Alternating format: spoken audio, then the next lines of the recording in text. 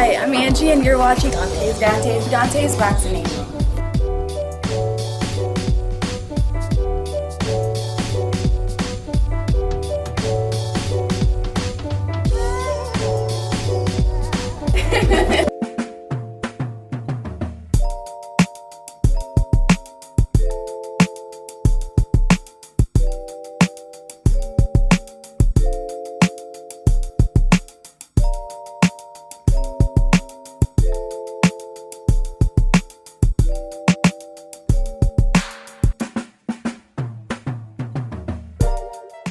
You know, I always say on this channel, pay-per-view fights should actually be free. And now the day has come where I'm about to hook you up with an app where you can watch all your pay-per-view events, boxing, UFC, etc. for free.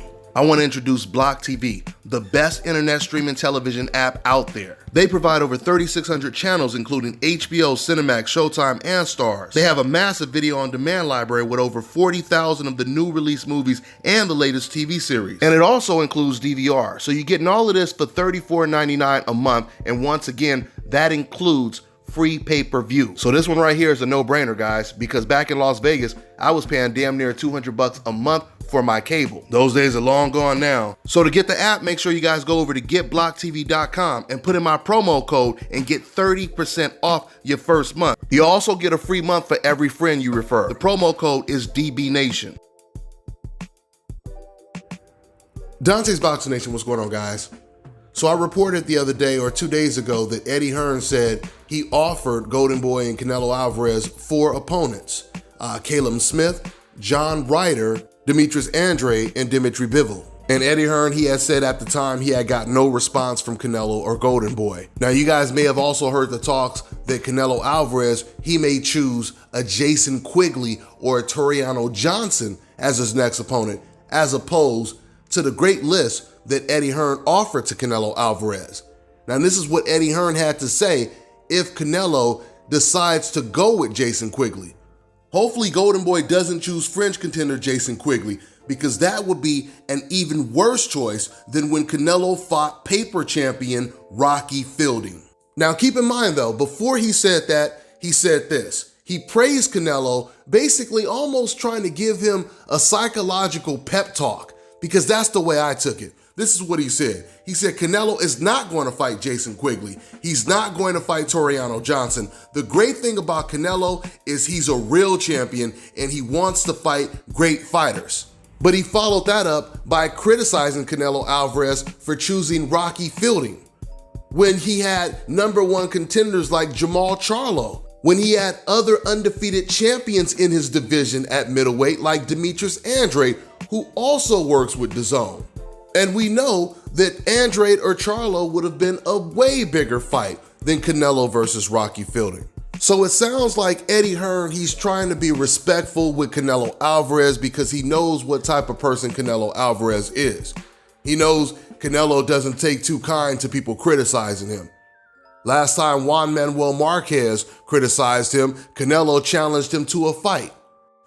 Last time Canelo and Oscar De La Hoya got into some disagreements behind closed doors, Canelo, he took to the public and he started dissing Oscar De La Hoya, even talking about De La Hoya's career, talking about how he was never loyal to his trainers and his team, etc., etc. So this is what you're dealing with when it comes to Canelo Alvarez, which is why I understand why Eddie Hearn, he has to kind of speak in codes when he's talking about Canelo Alvarez. He has to say things indirectly because he just basically criticized Canelo for his selection of opponents. But it's a smart move for Eddie Hearn because he knows how to balance it out by saying, well, you know, Canelo, he's a great champion. There's no way he's going to fight someone like Jason Quigley. We all know Canelo wants to fight the best.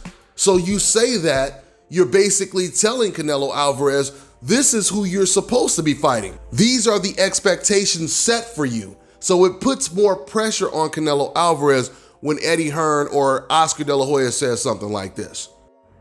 It's kind of like Eddie Hearn is saying, if we show that we have more confidence in Canelo Alvarez, then maybe that will give him more confidence to take the tough fights. But unfortunately, if Canelo does choose to fight Jason Quigley over a Caleb Smith, a Bivol, a Demetrius Andrade, a John Ryder, Unfortunately, this won't be that much of a surprise because Canelo has been doing this his entire career.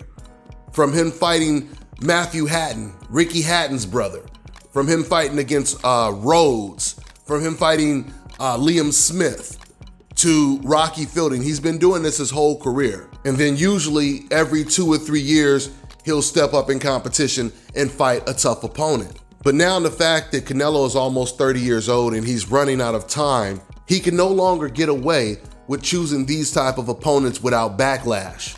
Because I'm starting to notice even more Mexican fans are starting to criticize Canelo Alvarez.